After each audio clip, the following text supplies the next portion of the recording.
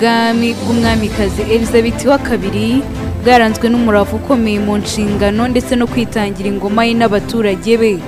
Yabaye izingiro ry'impinduka za bwangu mu isi mu gihe ijambo ry'Ubwongereza ryakomeje gukendera ku isi. Sosiyete yarahindutse cyane ku buryo n'uruhare rw'ibwami rwibajijweho byinshi.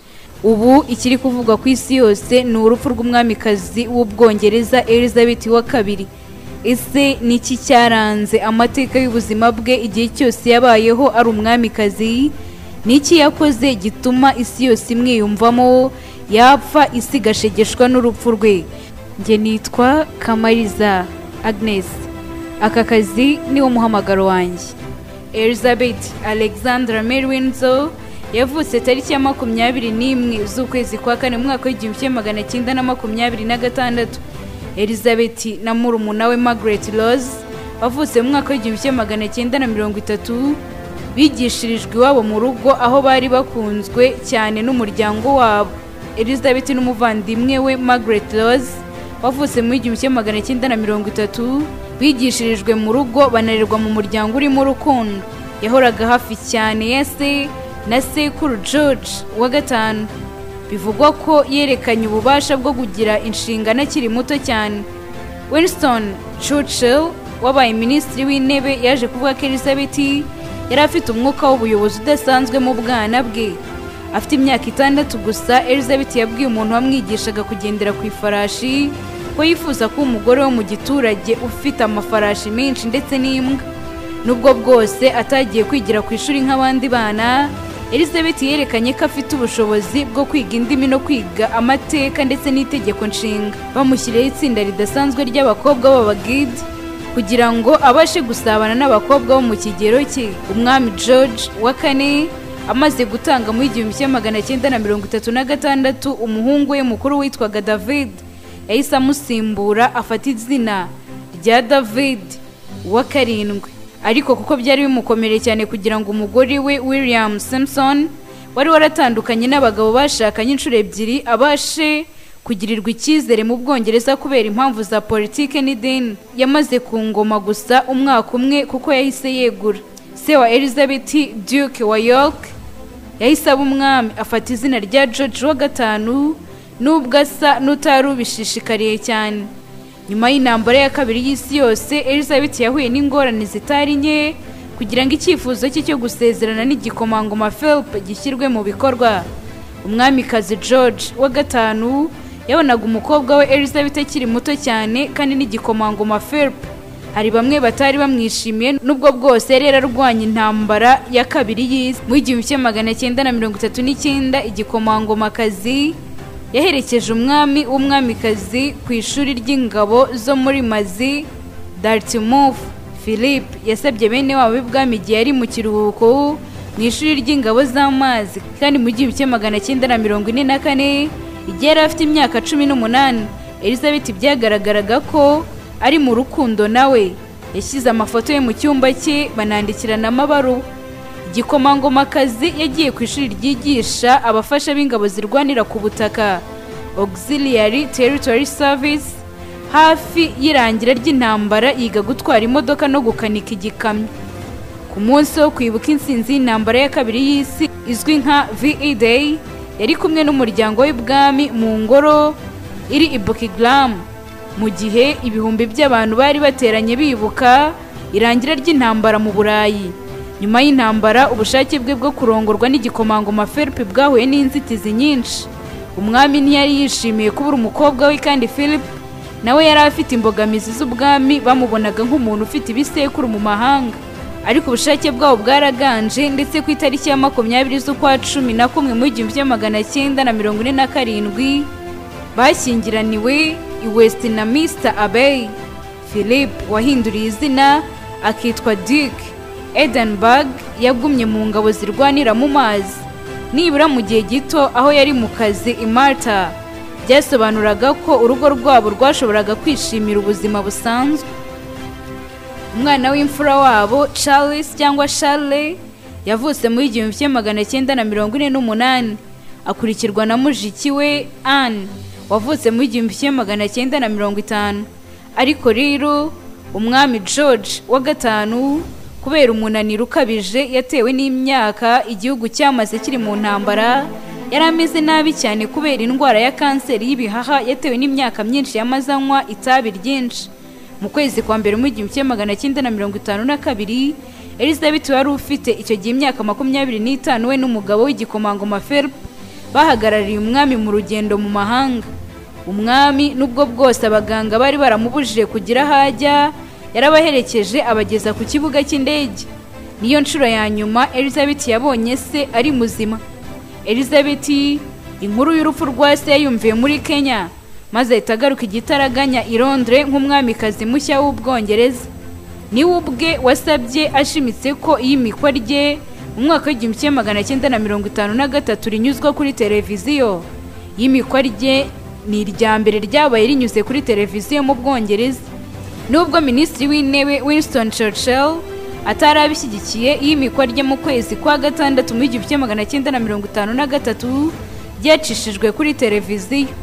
Abantu babarirwa muri miliyoni bakurikiranye uwo muhango ku mateleviziyo yabo, abenshi muri bo ikaba ariyo nshuro ya mbere kuri bo bareba televiziyo igihe Elizabeth yarahiriraga kuba umwamikazi.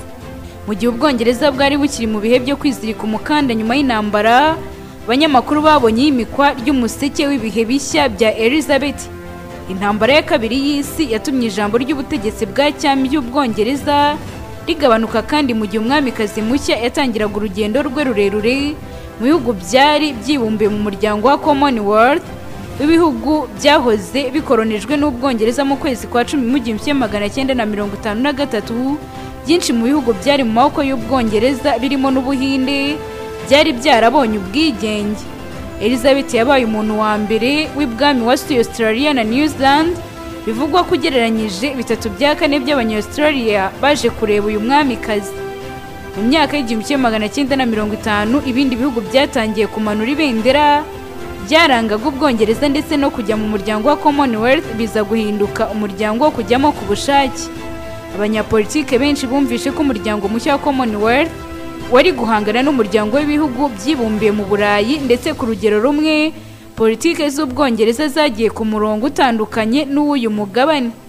Icyemezo cyo kohereza ingabo z'Ubwongereza kugerageza kuburizamo kwikubira ubunigo bwa Suez byakorwaga na Misiri byarangiye mu buryo bw'ikimwaro cyo kuzibukira, ndetse bitera iyegura rya Minisitiri w'Intebe Anthony Eden. Ibi byateye umwamikazi kwinjira mu ruhando rw'amage ya politiki. Ishyaka ry'Abaconservative nta ngamba ryari rifite zo gutora umuyobozi mushya, ndetse nyuma y'ibiganiro byinshi umwamikazi yasabye Harold Macmillan gushinga guverinoma nshya. Umwamikazi yanisanze mu nkuru y'ikinyamakuru ku gitero cyagabwe kuri Lord Trishman.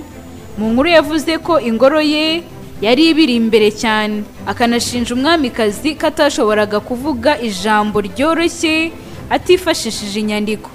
Aya magambo yateje ikobe mu itangazamakuru, ndetse Lord Trishman yaje kwibasirwa n'umuntu wamugabye igitero mu muhanda wari umwe mu bagize itsinda ry'abambari b'ubwami bitwaga League of Empire Royalists. Nubwo byari bimeze gutyo, ibi byerekanye ko umuryango w'Ubwongereza wari urimo guhinduka, kandi n'uburyo abantu babonaga ubwami byari guhinduka vuba bikanibazwaho ibibazo. Icyo gihe nanone umwamikazi yaje kuba hagati y'ikibazo cya politike mu 1963.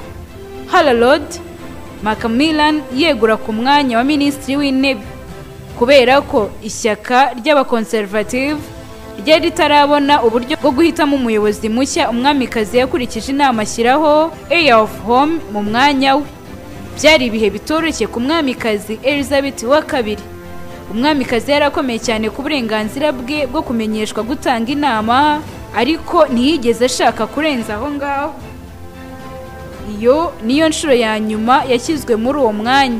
Abaconservative babonye inzira mu ishyaka rishya ryari rivutse, ndetse uburyo bushya bunashyirwaho. Mu mpera y'imyaka y'1960 ubwami bw'Ubwongereza bwiyemeje kwerekana abagize umuryango w'ibwami nk'abantu bashobora kwegerwa na rubanda rusanzwe. Hanakozwe ikiganiro kuri televiziyo. BBC yemerewe gufotora abagize umuryango w'umwamikazi iwabo mu rugo. Herekanywe abo mu muryango w'ibwami bari iruhande rw'icyokezo batunganya igiti cya Noheli, basohokana n'abana babo mu modoka. Muri make bakora ibintu abantu basanzwe bakora ariko byari ubwa mbere bigiye ahagaragara. Ikiganiro cyakozwe ku bwami cyahaye abantu kumenya byinshi batari bazi. Icyo kiganiro cyagize uruhare rukomeye mu kugira ngo icyizere abaturage bari bafitiye umuryango w'ibwami cyiyongere kigaruke. Mu 1977 isabukuru y'imyaka 25 yari amaze ku ngoma yizizanyijwe ibyishimo byinshi mu mihanda no mu birori binyuranye byabaye hirya no hino mu gihugu, byabaye nk'ibyerekana ko abaturage bakunze cyane ubwami. Ibyo ariko byatewe ahanini n'umwamikazi Elizabeth wa kabiri. Muri iyo myaka Ubwongereza bwari bufite minisitiri w'intebe wa mbere w'umugore, wakaba yari Margaret Thatcher. Bimwe mu bihe bikomeye bivugwa naho umwamikazi yari afitiye urukundo rudasanzwe umuryango wa Commonwealth, yari abereye umuyobozi. Elizabeth wa kabiri yari azi neza abayobozi b'ibihugu bya Afurika y'abirabura kandi agasa n'uwumva cyane ibibazo byabo. Bivugwa ko byamugoye kumva imyitwarire yo guhangana ya Margaret Thatcher, cyane cyane kubona yaranze gushyigikira ibihano byari byarafatiwe ubutegetsi bwagenderaga kuri politike y'ivanguramoko muri Afurika y'Epfo. Nyuma y'intambara yo mu kigobe cya Gulf mu mwaka w'1991, umwamikazi yasuye Leta Zunze Ubumwe za Amerika. Icyo gihe bikaba byari ubwa mbere umwami cyangwa se umwamikazi ageze ijambo imbere y'inteko nshingamategeko na Sena byahuriye hamwe. Ariko hashize umwaka umwe gusa umuryango w'ibwami wahuye n'ibibazo bitoroshye. Umuhungu wa kabiri w'umwamikazi Duke wa York n'umugore we Sarah baje gutandukana. Hanyuma byaramenyekanye ko igikomangoma n'igikomangomakazi cya Wales batari babanye neza nk'umugore n'umugabo, nyuma baza gutandukana. Uwo mwaka warangiranye n'inkongi y'umuriro ikomeye yibasiye ingoro ya Windsor umwamikazi yakundaga cyane. Icyo gihe habaye impaka z'urudaca, abaturage bibaza niba amafaranga yo gusana iyo nzu agomba gutangwa n'umwamikazi ku giti cye cyangwa se agomba kuva mu misoro y'abaturage. Umwamikazi yivugiye ubwe ko mwaka w'1992 wamubereye umwaka mubi cyane. Hanyuma mu ijambo yavugiye i Londres yabaye nk'uwerura avuga ko akeneye ubwami abantu bishyikiraho, bityo n'ibitangazamakuru ntibikomeze kumwikoma. Ubwo Buckingham Palace, ingoro nkuru y'umwamikazi, yafunguriye imiryango yayo abashaka kuyisura hagamijwe gukusanya amafaranga yo gusana ingoro ya Windsor. Hanyuma kandi bitangazwa ko igikomangoma n'igikomangomakazi cya Wales bazajya bishyura imisoro ku mafaranga bashoye. Mu gihe cy'ingoma ye umwamikazi yakomeje kwitangira umuryango wa Commonwealth. Ndi kukugezaho ibyaranze ingoma y'umwamikazi w'Ubwongereza Elizabeth wa kabiri. Mu gihugu umwamikazi yakomeje icyubahiro cy'ubwami mu gihe rubanda rwibazaga niba ubwami bufite ejo hazaza.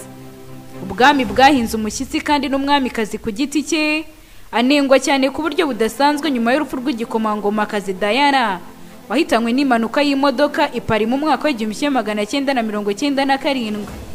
Mu gihe abantu benshi bari bakoraniye hanze y'inzu z'ubwami zari mu mujyi wa Londres bafite indabyo baje guherekeza igikomangoma Diana, umwamikazi bisa nkaho atashishikajwe cyane no kwerekana ko abantu bose bagombaga kumureberaho igihe ibintu byabaga bikomeye cyane mu gihugu. Mu kwezi kwa kane mu mwaka wa 2006 abantu babarirwa mu bihumbi bakikije imihanda ya witwa Windsor mu gihe umwamikazi yahazungurukaga n'amaguru, ibintu bundi bidasanzwe mu kwibuka imyaka 80 ye y'amavuko. Mu kwezi kwa gatanu k'uwo mwaka Elizabeth wa kabiri yabaye umwamikazi wa mbere wasuye ku mugaragaro igihugu cya Repubulika ya Ireland. Uruzinduko rwasobanuraga byinshi mu mateka maremare hagati y'ibyo bihugu byombi. Haje no kuba kamaramaka yo kumenya niba Scotland yamenye ubwigenge ikivana ku buyobozi bw'Ubwongereza mu kwezi kwa 9 mu 2014. Cyari igihe gikomeye ku mwamikazi. Abantu benshi bibukaga ijambo yavugiye mu nteko ishinga amategeko mu 1977 yiyemeza kurinda no gusigasira ubumwe bw'Abongereza. Mu ijambo yavuze mbere y'umunsi wa kamaramaka ya Scotland, umwamikazi yavuze ko yizeraga ko abantu bari butekereze neza kuri ejo hazaza. Ibyavuye mu matora bimaze kumenyekana, ijambo rye ryumvikanyemo ijwi ryo kwiruhutsa kumwe bw'ubwami bwari bukimeze neza, ariko yemeye ko umujyi wa politiki wahindutse. Ku itariki ya 9 z'ukwa 9 mwaka wa 2015 yabaye umwamikazi wategetse igihe kirekire mu mateka y'ubwami bw'Ubwongereza, aca kuri nyirakuruza w'umwamikazi Victoria. Hadashize umwaka umwe nyuma yaho mu kwa kane umwaka wa 2016 yizije isabukuru y'imyaka 90 y'amavuko. Mu kwezi kwa cyenda mu mwaka wa 2022 ubwami bw'Ubwongereza bwatangaje ko ubuzima bwa Elizabeth wa kabiri butifashe neza ku buryo yashyizweho itsinda ry'abaganga bo kumukurikiranira hafi umunota ku wundi. Aya makuru yashyizwe hanze kandi ku gicamunsi cyo kuwa 8 z'ukwa cyenda 2022 avuga ko umwamikazi Elizabeth w'imyaka 96 arwariye mu nyubako ye iri mu mujyi wa Balmoral muri Ecosse aho yari amaze iminsi. BBC yatangaje ayo makuru yakuye imitima benshi ndetse bishoboka cyane ko ubuzima bw'umwamikazi bwaba buri mu marembera.